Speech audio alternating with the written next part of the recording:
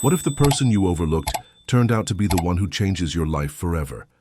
If this twist caught you by surprise, just wait for what's coming next. We're sharing a brand new story every single day, and trust me, you don't want to miss tomorrow's episode. Tell us in the comments, where in the world are you watching from? We love seeing our global family grow. And don't forget to hit that subscribe button and ring the bell so you're the first to uncover the next unforgettable moment. See you tomorrow. Lena Hart had always been sharp, efficient, and just a little impatient. As a 28-year-old brand strategist at one of the top firms in Portland, her days were filled with meetings, deadlines, and a never-ending list of people trying to impress her. So when she walked into the office lobby that morning, coffee in one hand and her phone in the other, she barely looked up when she saw the casually dressed man standing by the front desk.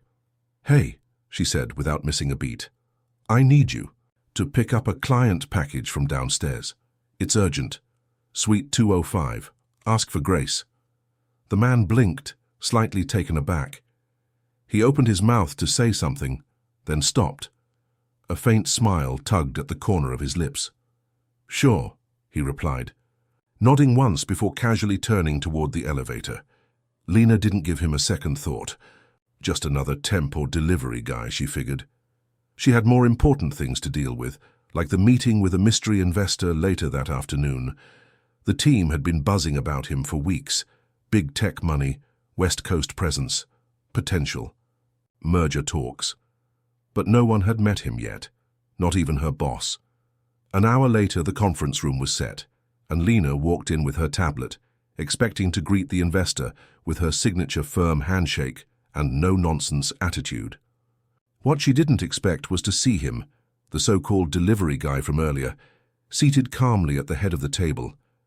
Her steps faltered. For the first time in a long time, Lena was speechless. He looked up at her, that same faint smile playing on his lips. "You must be Ms. Hart. I'm Noah Blake," he said, standing and offering his hand. "CEO of Blake Core Industries, and apparently your temporary assistant this morning." The room was silent for a beat, and then her assistant, red-faced, whispered, "He arrived early, we didn't know who he was." Lena took his hand, cheeks flushed with equal parts embarrassment and amusement. "Well," she said with a small laugh, "I hope Suite 205 was everything you expected." Noah chuckled.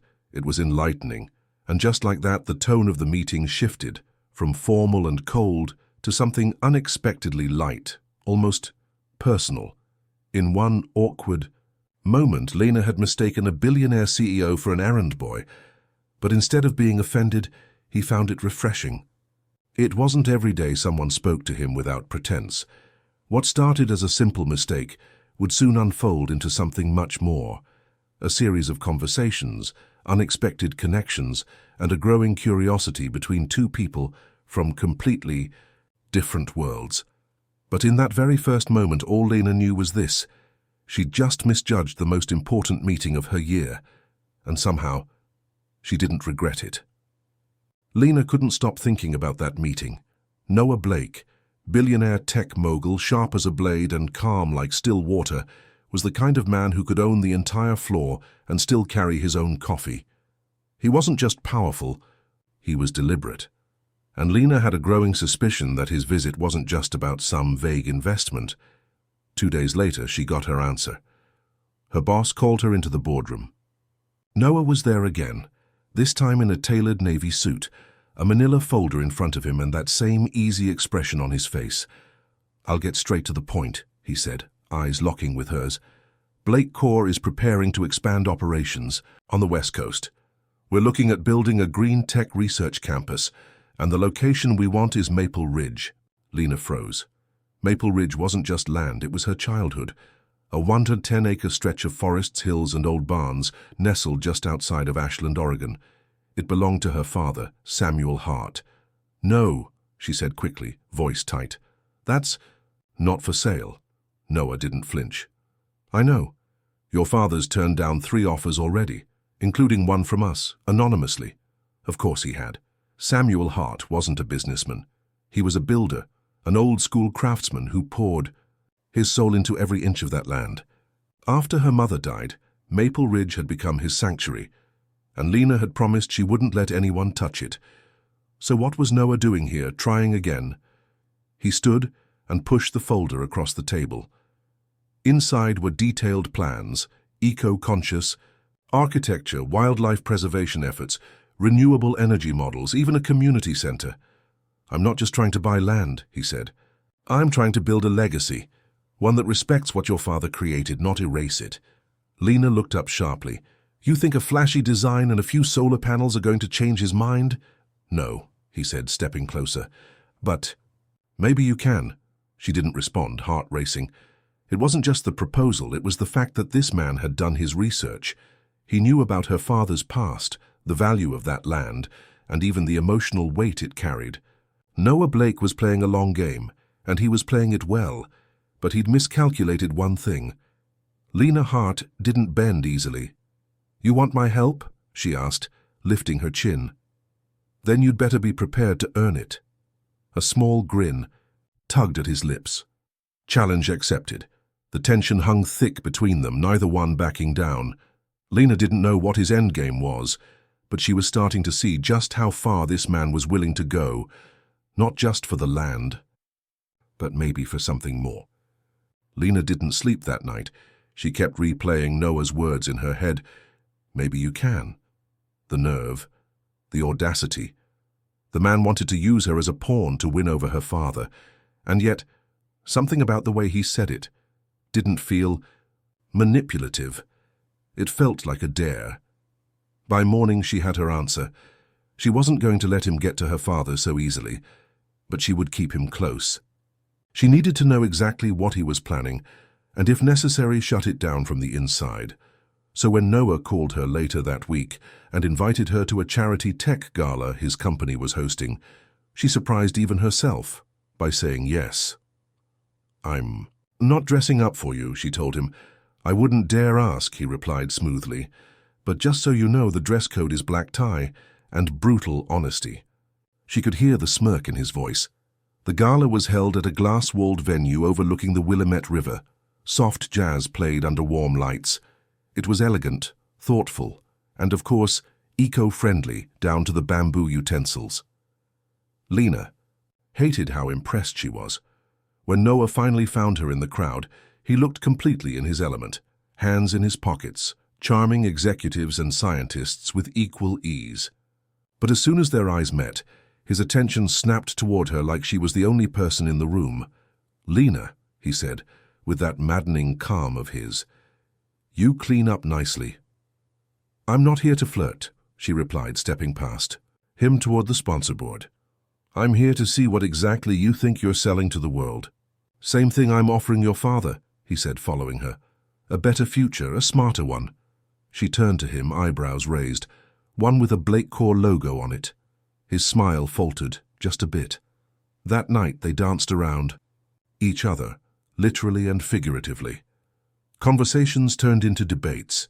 He made compelling arguments. She poked holes in every one of them, but beneath the verbal fencing, something unspoken stirred. Respect, curiosity, maybe even attraction.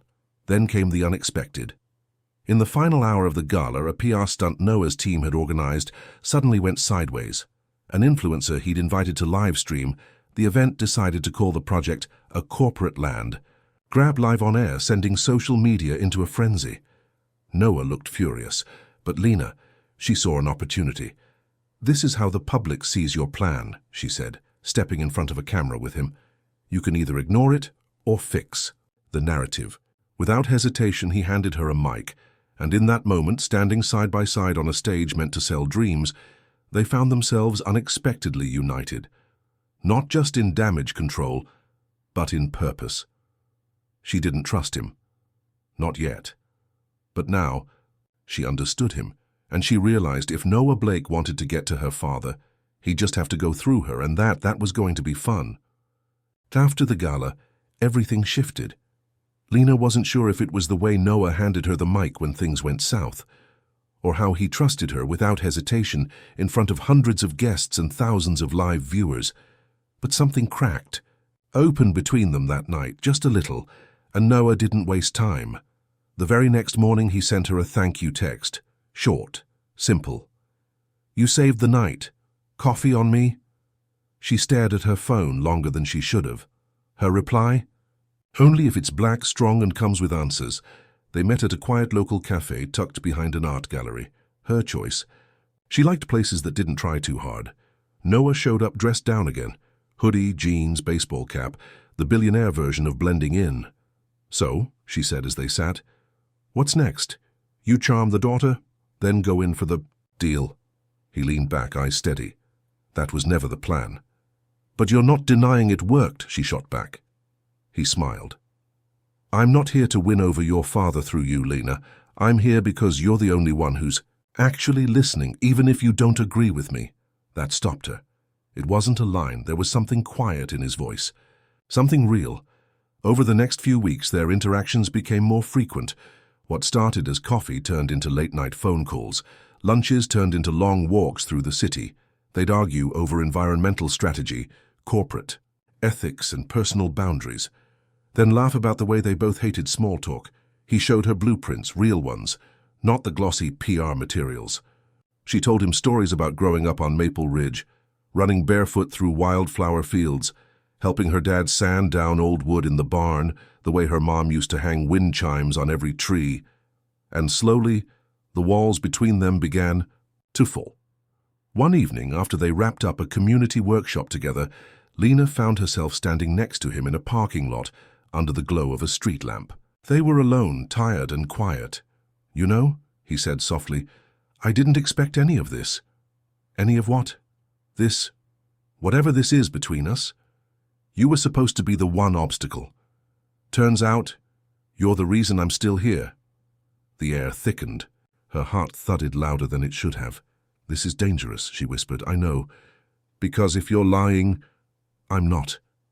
He stepped closer. Not touching her, just close enough for her to feel the shift. I've lied. To a lot of people to close deals, he said, voice low. But I've never lied to you. She didn't kiss him, not then. But in that moment, Lena knew the truth. This wasn't just about land anymore. It wasn't even about legacy. This was personal. And if they weren't careful, someone, maybe both of them, was going to get hurt. It happened on a Thursday. Lena stood by the window of her apartment, watching the rain drizzle down the glass, wondering how the hell she'd gotten here, half falling for a man who was supposed to be the enemy. Noah had been quiet the past few days, not distant, just careful. And she understood why. The closer they got, the higher the stakes became, and the deadline was approaching. Blake Corps' expansion plans were moving fast. Investors were eager. Time was running out. That night, Noah asked to see her. They met at a rooftop lounge, the city glowing below, wrapped in fog and golden light. He wore a black coat, his hair damp from the rain, and when he saw her, there was something different. In his eyes, no pretense, no charm, just a quiet urgency. I want to meet your father, he said simply. Lena folded her arms. You already know how he'll react. I still want the chance. She paused, staring out at the skyline. The weight of everything pressed on her shoulders. Family, land, legacy, and whatever this thing was between her and Noah. It was real. That was the terrifying part. You really think you can change his mind? She asked. Noah shook his head. Honestly? I don't know, but I believe in the vision, and I believe he deserves to hear it straight from me. Lena turned to face him. All right, she said. Let's make it interesting. His brow lifted. I'm listening. If you meet him and he still says no, you walk away. From the deal. No, she said, her voice steady. From me, from all of this. The words hung in the air, heavier than she expected. Noah was silent for a moment. Then he stepped closer. And if he says yes? Then I'll help you, she said softly. Not just with the land, but the entire project. He looked at her for a long moment, like he was memorizing the stakes etched across her face. You drive a hard bargain, Ms. Hart. I learned from the best. He smiled, but it didn't reach his eyes. Deal. They shook hands, but it felt nothing. Like business. It felt like something far more dangerous. The next morning they drove out to Maple Ridge. The land was quiet, fog rolling through the trees. Lena's father was waiting on the porch, arms crossed, suspicion written all over his weathered face. Noah stepped forward, introduced himself respectfully, and extended a hand. Mr. Hart didn't take it. The conversation that followed was tense, layered, and brutally honest. Noah didn't sugarcoat anything. He laid out his plans, his intentions, even his mistakes. And Lena watched as her father listened, not agreeing, not forgiving, but listening. When the meeting ended, her father didn't say yes, but he didn't say no either. Back at the car, Noah turned to her. "What does that mean?" Lena looked over her shoulder at the house, then back at him. "It means the game's not over yet, and neither was whatever they'd started. What would you have done if you were in Lena's shoes? Would you take that bet, knowing your heart might be the price?" We've watched Lena go from sharp and guarded to someone caught between duty, legacy, and unexpected love. And now everything hangs in the balance. So we want to hear from you, our amazing audience. Tell us in the comments, do you trust Noah? Was Lena's decision bold or reckless? And most importantly, if this were your story, would you have walked away or taken the risk? We love reading your thoughts, theories, and even the wild what-ifs from around the world. So don't hold back. Whether you're watching from New York, Manila, London, or anywhere in between, drop a comment below and join the conversation. And if this episode made your heart race just a little, don't forget to like, subscribe, and hit the notification bell so you don't miss tomorrow's chapter. The next twist? It's one you won't see coming.